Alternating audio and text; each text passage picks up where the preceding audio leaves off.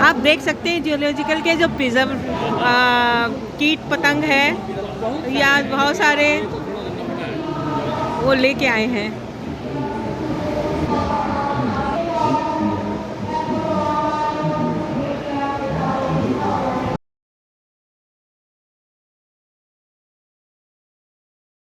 देखिए मछली भी है यहाँ पे, प्रिजर्व की भी। ये तो समुद्री मछली है। समुद्री मछली। और ये बाज, आप बाज की देख सकते हैं। ब्राह्मणी काइट है।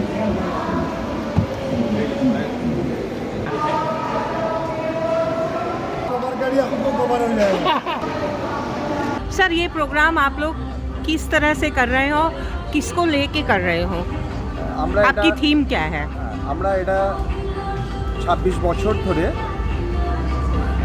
এই প্রদর্শনীটার আয়োজন করে চলেছি এবং আমরা আমাদের পশ্চিমবঙ্গ তথা ভারতবর্ষের যুবক যুবতী এবং ছাত্র ছাত্রীদের জন্য বিভিন্ন রকমের অনুষ্ঠান আমরা সারা বছর ধরে করে থাকি। যেমন যুব উৎসব করি জেলায় জেলায়, আবৃত্তি কম্পিটিশন করি আমরা জেলায় জেলায়, সেখান থেকে জেলা থেকে আমরা ছাত্রছাত্রী ভালো আবৃত্তিকার তুলে নিয়ে আসি এবং আমরা মূল মঞ্চে কলকাতায় তাকে সুযোগ করে দিই। এছাড়া আমরা এই ন্যাশনাল প্রোগ্রাম যেগুলো করি, ন্যাশনাল এক্সিবিশন তার মধ্যে অন্যতম। আমরা প্রতি বছরই, এটা 26তম আমাদের ন্যাশনাল এক্সিবিশন।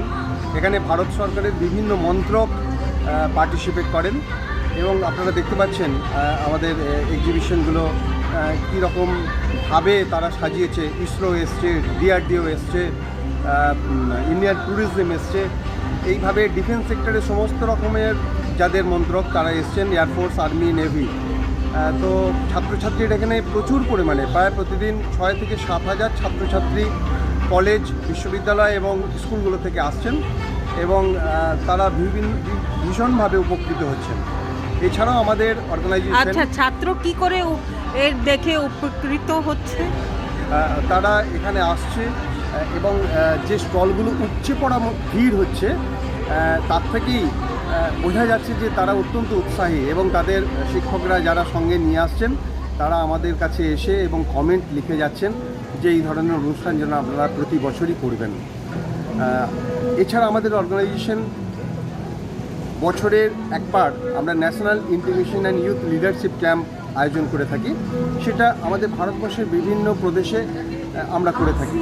গত বছর যেমন আমরা আন্দামান এবং নিকোবর আইল্যান্ডে করেছিলাম, এবারে আমরা অরুণাচল প্রদেশ সিলেক্ট করেছি, নর্থ ইস্ট। কখন হবে স্যার? এটা ডিসেম্বরের শেষ সপ্তাহে আমরা আয়োজন করে থাকি প্রতি বছরই। আমাদের ফিক্সড ডেট 25 থেকে 31 তারিখ অবধি। তো আমরা ভারতবর্ষের বিভিন্ন জায়গা, বিভিন্ন রাজ্য আমরা কভার করেছি। আসাম, মেঘালয়, নর্থ ইস্ট স্টেটের মধ্যে এবারে অরুণাচল প্রদেশ যাচ্ছি। আমরা কন্যাকুমারী করেছি। এইভাবে আমরা গোটা রাজ্যটাকে, মানে গোটা দেশে বিভিন্ন রাজ্যে আমরা এই ধরনের অনুষ্ঠান সংগঠিত করছি, যাতে ভারতবর্ষের ইউনিটি এবং ইন্টিগ্রিটির ব্যাপারে সাধারণ মানুষ সচেতন হয় এবং ইউথরা এগিয়ে আসেন এই অখণ্ডতা রক্ষা করার জন্য। তাহলে প্রামাণিক স্যার আমাকে বাইট কেন দিতে চাইনি? প্রামাণিক স্যার একটু ব্যস্ত আছেন, উনি আমাকে বললেন যে উনি পরে আপনার সঙ্গে কথা বলে নেবেন। আচ্ছা আচ্ছা, আমি তো ওনাকে 3-4 বার বললো যে আপনি বাইট উনি দিয়ে অত্যন্ত ব্যস্ত। কি স্যার? এখন বিভিন্ন কাজে উনি ব্যস্ত রয়েছেন। और प्रामाणिक सर की আপনার সেক্রেটারি? প্রামাণিক স্যার হচ্ছেন chief general secretary of this organisation. তিনিই হচ্ছেন আমাদের অর্গানাইজেশনের কর্ণধার। আচ্ছা, ওনারই উপরে সারে দায়িত্ব আছে। উনি এবং আমাদের জেনারেল সেক্রেটারি রীতা পাল ম্যাডাম, ওনারা দুজনে আছেন কর্ণধার। ওনাদের পথ প্রদর্শনে আমরা তার গাইডেন্সে আমরা সমস্ত সৈনিকের মতো কাজ করি এবং এই ধরনের যে অনুষ্ঠানগুলো সেগুলো সফল করার জন্য আমরা একযোগে কাজ করে যাই। আপনার কত স্টল আছে স্যার? আমাদের 150-এর উপর এবারে স্টল রয়েছে। আচ্ছা, কত মতলব ডিফেন্সের কত? ডিফেন্স এক্সাক্ট ওই রকম বলতে পারি, ডিফেন্স সেক্টরের প্রায় সমস্ত মন্ত্রকই আমাদের এখানে অংশগ্রহণ করেছে। আচ্ছা, তারপরে ইসরো সায়েন্সের কত? সায়েন্সের বায়োটেকনোলজি থেকে আরম্ভ করে, আইসিএমআর থেকে আরম্ভ করে, ফিশারিজ থেকে আরম্ভ করে প্রায় সমস্ত মন্ত্রকে এখানে আছেন।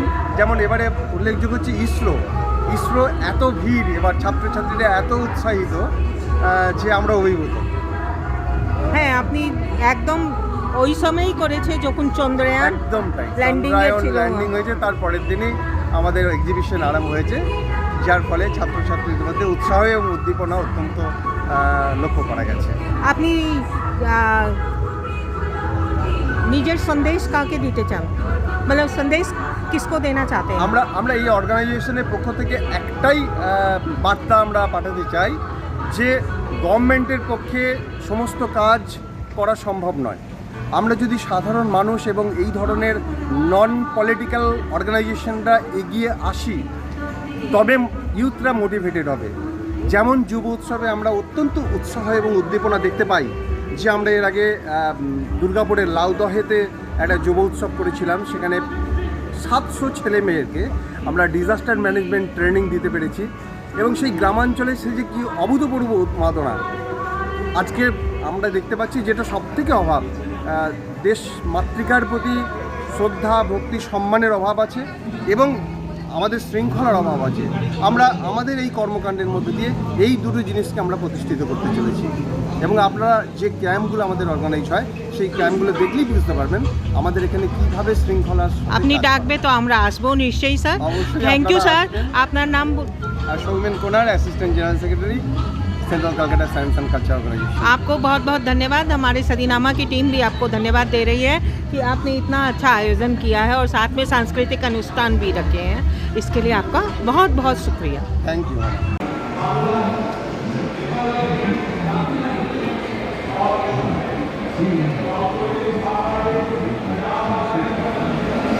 ये सब हम लोग का पहले के लोग कैसे सामानों की चीज़ों को करने करते हैं। ये फिश कैचिंग है, फिश में ऐसे फंसाकर उसको फिश लोग यूज़ करते थे। ये हमारा वाटर बॉटल है, ये इसमें कितने अच्छे तरह से पहले के लोग यूज़ करते थे। इसमें ये भी क्या ये क्या है, ये क्या है, ये क्या है? ये हार्मोनियम सीट्स है, इसमें सारा ये डिटेल इसमें कॉल नंबर, फैमिली और जो भी इसका साइंटिफिक सारा डिटेल मुहैया कराया गया है। जैसा कि और ये सब हमारे मेडिसिनल प्लांट है, और जैसे ये सब तो पुराने जो सामान पहले के समय में लोग कितने अच्छे से लोग यूज़ करते थे उसको लेकर बता रहे हैं। ये वर्टिकल फील्ड में सारा आता है। चलिए, अच्छा है, आपने बहुत अच्छा ये सजा रखा है, धन्यवाद है आपका। ये क्या है भाई? तो प्लेट टेक्टोनिक्स जो होता है आर्ट में, जो प्लेट मूवमेंट होता है, तो उसकी वजह से ऐसे बहुत सारे स्ट्रक्चर्स बन गए रॉक में। So you can see there is a fold. So rocks are normally very brittle in nature, like in the hammer, just not in this way. To produce these folds, then we need two things: immense amount of force is required, and the second thing that we require is time. So if we use the same amount of force for a longer interval of time, then these folds can be formed.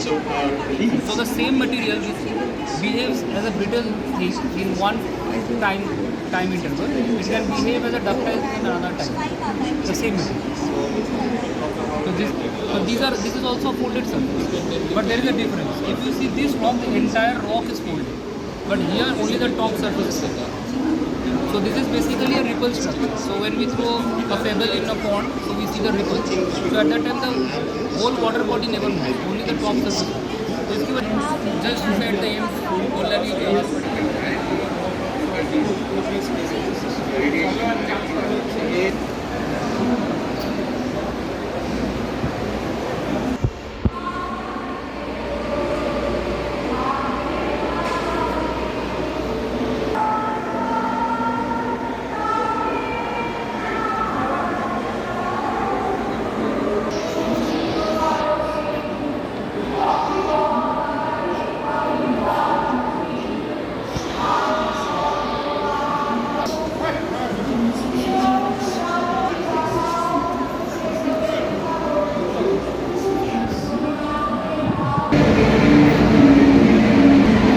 यहाँ पर ordinary factory Dumdum अपने अपने आयुध लगा रखे हैं।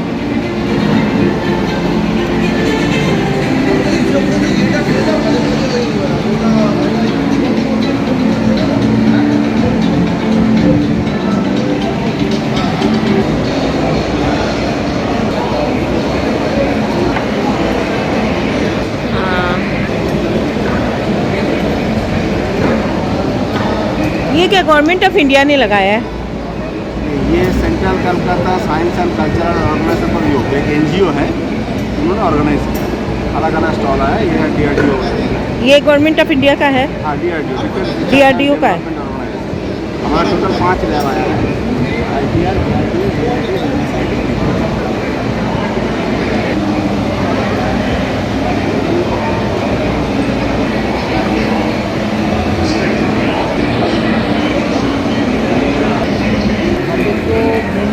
Helicopters और fighter मतलब दो फिक्स्ड विंग और rotary wing.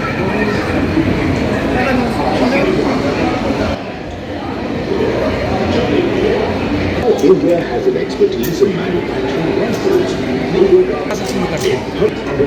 8.6 mm sniper, 8.6 mm sniper, 8.6 में वो राउंड का डायमीटर हाल ही में डेवलप। इससे कितनी दूर की रेंज तक काम? 1.5 किलोमीटर, 1.5 किलोमीटर। ये गन आप देख रहे हैं 1.5 किलोमीटर तक इस गन की। इसके साथ टेलीस्कोप आता है जो कि अभी माउंट नहीं किया गया है, ये साइड में रखा गया है। ये हमारा नया है, इसको प्रमोट करना है, मार्केट में ला रहे हैं। अभी तक आर्मी को इशू नहीं हुआ। कानपुर स्मॉल फैक्ट्री कानपुर जो हेडफेड LNG है, हेडफेड लाइट, इसका जो बुलेट है वो 7.62 है और इसका रेंज जो है वो 800 मीटर का है। खरीद सकते हैं, आपका लाइसेंस हो तो आप खरीद सकते हैं। वो तो है। ये है पॉइंट।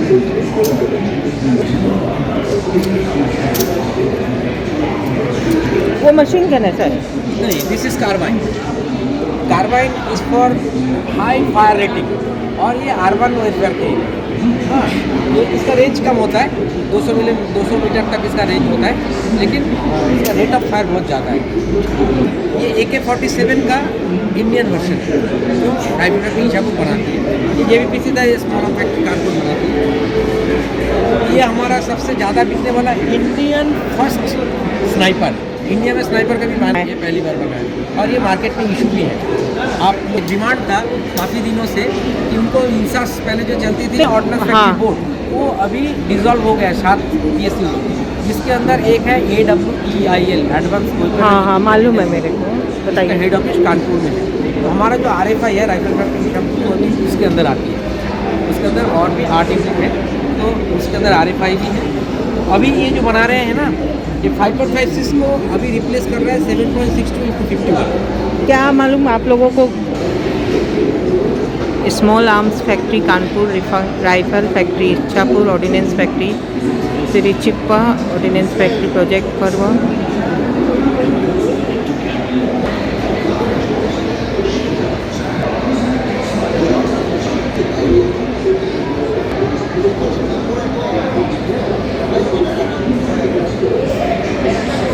आप क्या क्या इंस्ट्रूमेंट बनाते हैं सर? हम ये ऑप्टिक्स के बनाते हैं। हम ये day vision, night vision, thermal vision, telescope site, ये सब जितना भी ऑप्टिक्स का सब हम बनाते हैं। लेंस वगैरह सब हम बनाते हैं। Thank you sir. So we basically, our main aim is to provide access to justice to all. Within that, our broad scope is looking at legal aid and counseling, which involves getting people to come up to us and look at and deal with their issues. And we provide consultation services. We have a bunch of lawyers that are paneled with us, and we provide access to these lawyers, and we provide access to those services, etc. Beyond that, we also hold awareness camps in different schools, in different regions, etc. to provide awareness of justice and provide awareness of access to justice. And we also look into academic and policy research, where we look into different policies and whether they have been implemented appropriately or not. Within that, all of us, eventually our aim is to just make sure that law belongs to all of us, and to make sure that every single person in India or outside has access to justice and has enough accessibility to understanding law. If you want to find out more, we have our FAQ booklet and our pamphlet that you can get the QR code on. And these are